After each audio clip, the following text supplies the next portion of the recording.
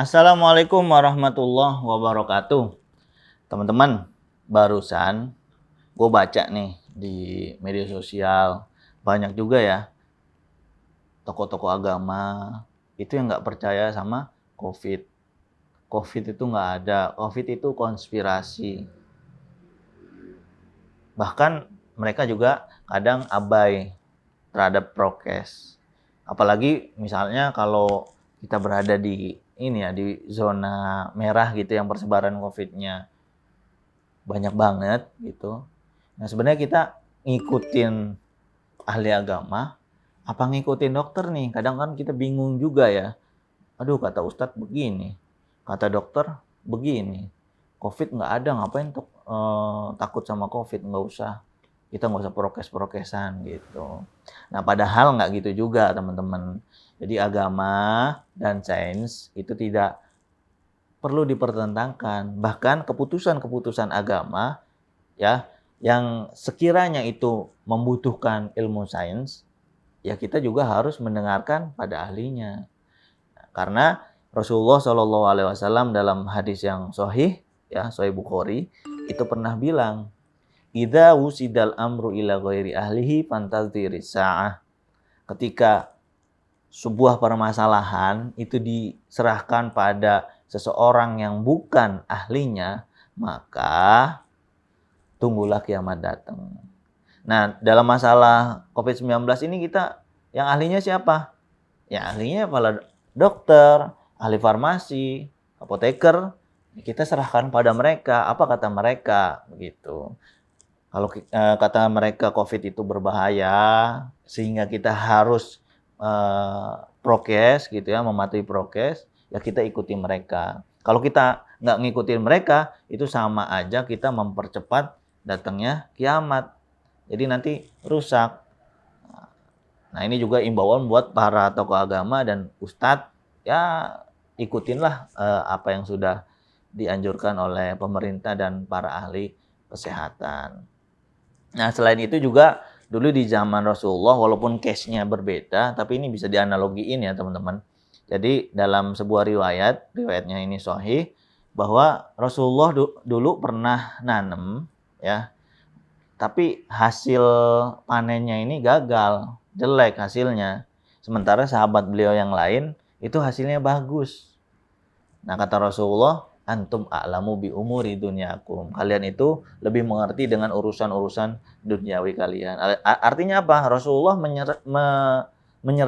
memasrahkan masalah duniawi itu kepada yang memang ahlinya.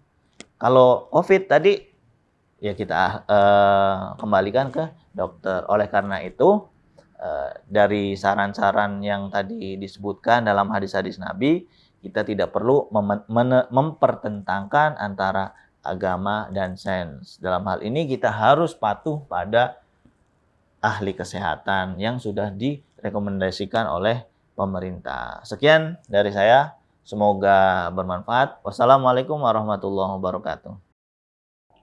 Assalamualaikum warahmatullahi wabarakatuh. Jadi saya sangat sepakat lagi nih dengan yang disampaikan oleh Ustadz Tahong. Jadi beliau menyampaikan bahwa sains itu tidak perlu dipertentangkan dengan agama. Kemudian lebih baik menyerahkan sains itu atau ilmu pengetahuan itu terhadap ahlinya. Saya sangat sepakat. Kenapa? Karena memang sains itu sebenarnya selalu berkembang. Jadi, memang tidak ada satu patokan baku, tapi setidaknya dari ilmu pengetahuan yang berkembang ini, itu ada jurnal-jurnal resminya begitu. Yang mana yang tahu ini adalah ahli-ahlinya. Misalnya di bidang kedokteran ya dokter, di bidang obat misalnya bisa dokter, bisa apoteker, dan sebagainya. Gitu. Artinya, kita nggak perlu percaya hoaks sembarangan yang tidak berdasar. Dan yang kedua, ada peranan pemerintah di sini. Pemerintah juga pasti memberikan informasi yang valid dan kredibel yang bisa dipercaya begitu. Artinya juga kita nih kalau baca ya media sosial gitu ya, misalnya dapat dari Twitter, dari WA, dari Instagram, apalagi beritanya yang aneh, yang sensitif, sebaiknya kita cek dulu gitu. Kita diem dulu nih, kita renungkan. Ini mungkin nggak sih? Logis nggak sih? Bisa jadi logis, bisa jadi nggak logis begitu. Artinya kita harus betul-betul menelaah itu. Ada beberapa situs yang bisa kita lihat, misalnya dari BNPB resmi begitu ya, dari Kominfo, ada dari akun-akun di media sosial dokter yang memang sudah terbiasa mengedukasi begitu.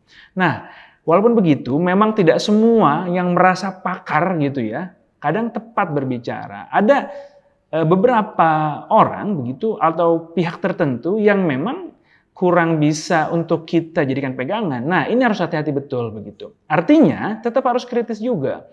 Karena begini, orang selalu bilang, wah ini berdasarkan penelitian. Padahal penelitian itu juga ada runtutannya, ada tingkatannya. Dalam dunia sains, itu tidak semua bisa mudah diklaim. Misalnya nih, ada sekarang kan beredar ya obat-obatan tertentu ya.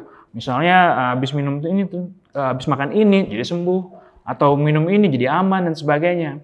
Nah ini nggak sembarangan gitu. Penelitian itu ada tata caranya, secara runtut dilakukan. Artinya harus betul-betul lagi-lagi belajar dan baca dari sumber yang kredibel. Nah untuk itu sebaiknya kita ikuti ya tadi akun-akun yang jelas, kemudian hindari hoax dan logis kita pakai gitu. Dan menggunakan tangan kita ini kayak rem gitu ya. Jadi tidak sembarangan.